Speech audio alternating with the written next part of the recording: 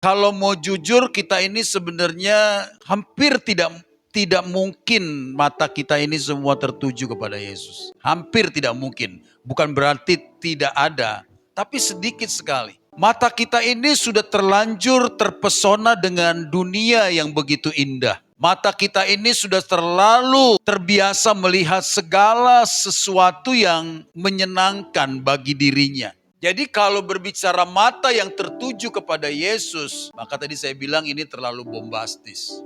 Ya, tapi memang harus seperti itu. Orang-orang Kristen, para pengikut Kristus harus matanya tertuju hanya kepada Yesus. Kalau dia masih terpesona, matanya masih melihat segala keindahan dunia, tidak bisa melihat keindahan Yesus. Ya, ini problem, ini masalah. Saya percaya kekristenan kita pasti kekristenan yang penuh dengan kepura-puraan. Kekristenan kita pasti bukan kekristenan yang sungguh menjadi murid dan pengikut Yesus yang sesungguhnya. Marilah kita melakukannya dengan mata yang tertuju kepada Yesus, yang memimpin kita dalam iman, yang membawa iman kita itu kepada kesempurnaan, yang dengan mengabaikan kehinaan, tekun memikul salib ganti sukacita yang disediakan bagi Dia yang sekarang duduk di sebelah kanan tahta Allah. Perikop ini mau menjelaskan begini, bahwa sesungguhnya Allah yang kita sembah adalah Allah yang mengasihi kita, katakan amin. Allah yang sungguh mencintai kita, dan dikatakan di manakah ayah seorang bapa yang mengasihi anaknya, dia tidak menghajar anaknya. Karena hajaran itu, karena didikan itu akan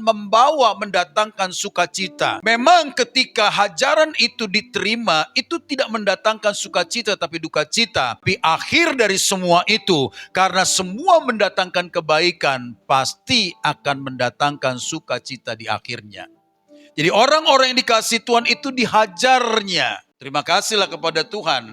Jadi kalau kita mengalami proses yang panjang, kita diajar begini, berarti Tuhan sayang sama kita. Tetapi dikatakan kita harus tetap memandang kepada Yesus. Yesus harus menjadi teladan kita. Yesus harus menjadi panutan kita. Dikatakan yang sekalipun dia adalah Allah sendiri, tetapi tidak mempertahankan haknya, tidak mempertahankan kealahannya, tetapi dia dihinakan, digantikan sebagai seorang yang tidak berharga sama sekali. Justru karena itulah kita memperoleh keselamatan.